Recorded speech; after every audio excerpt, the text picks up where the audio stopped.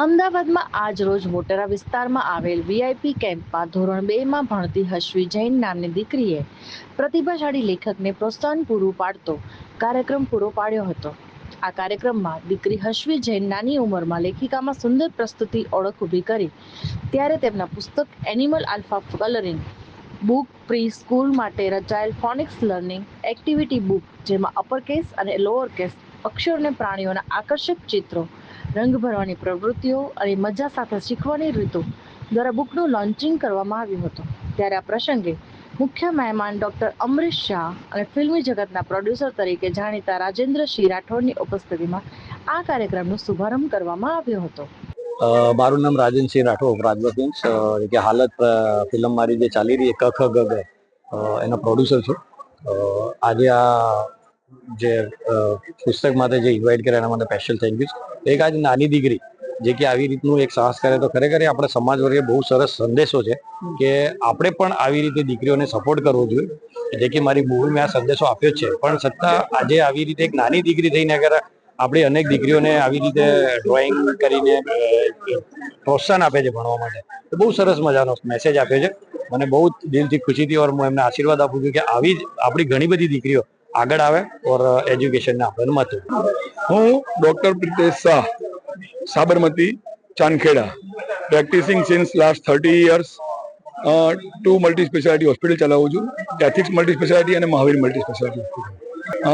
8 વર્ષની બેબી જે હાસવી જે આજે નું બુક ઇનોગ્રેશન કર્યું, આટલી નાની ઉંમરે જો તમારા મગજમાં આટલા સરસ ઇનોવેટિવ આઈડિયા આવતા હોય અને જે પ્રમાણે આપણે વાત થઈ એ પ્રમાણે કે એને અલગ અલગ કલર કોમ્બિનેશન અને અલગ અલગ ચિત્ર જે સરસ સરસ દોરી રહી છે, અને જો આપણે એને પ્રોત્સાહન આપીએ તો બાળપણમાંથી જ તમે એને સ્ટેપ બાય સ્ટેપ પ્રોત્સાહન આપો તો નાના જ માણસો જે આગળ વધે છે અને જે એક નાનું ફૂલ કે જે હોય એ મોટું વડવૃક્ષ થાય.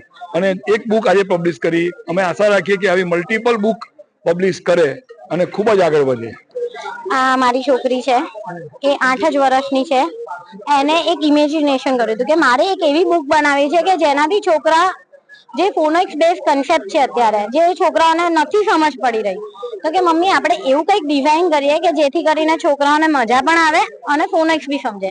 એટલે એને ફર્સ્ટ એડિશન બહાર પાડી છે. ટોટલી ડ્રોઈંગના બધા જ વિચારો એના છે.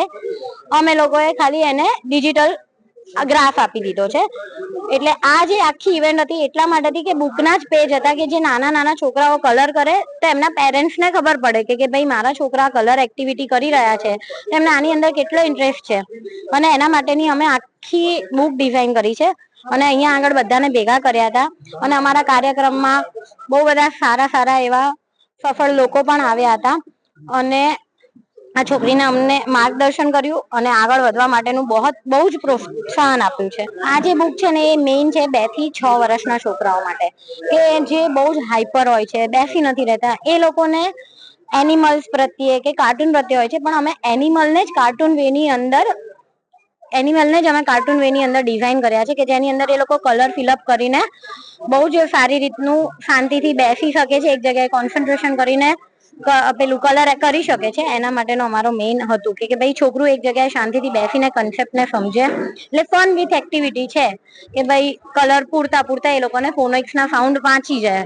ઉપર અમે ફોનિક્સના સાઉન્ડ આપ્યા છે કે ભાઈ કઈ રીતે આ જે એનિમલ્સ છે, જે ડ્રોઈંગ છે, એ કઈ રીતે તમે સાઉન્ડ કરી શકો છો એ ઉપર ડાયરેક્ટ કરેલું છે અને નીચે એને કલર કરવાના છે. એટલે છોકરાઓને ફન વિથ એક્ટિવિટી લાગે. હજી હાલ કઈ વિચાર્યું નથી, આ તો મારી છોકરીએ ડિઝાઇન કર્યું હતું, એને એક આઈડિયા આવ્યો એટલે અમે એને આગળ વધવા માટે એક પ્રોત્સાહન કરી રહ્યા છે. આગળ તો હવે એનું વિચારસરણી છે, એને જે કરવું હોય એ રીતે અમે એને પ્રોત્સાહન આપીશું. રિપોર્ટર જીગર શાહ, અમદાવાદ.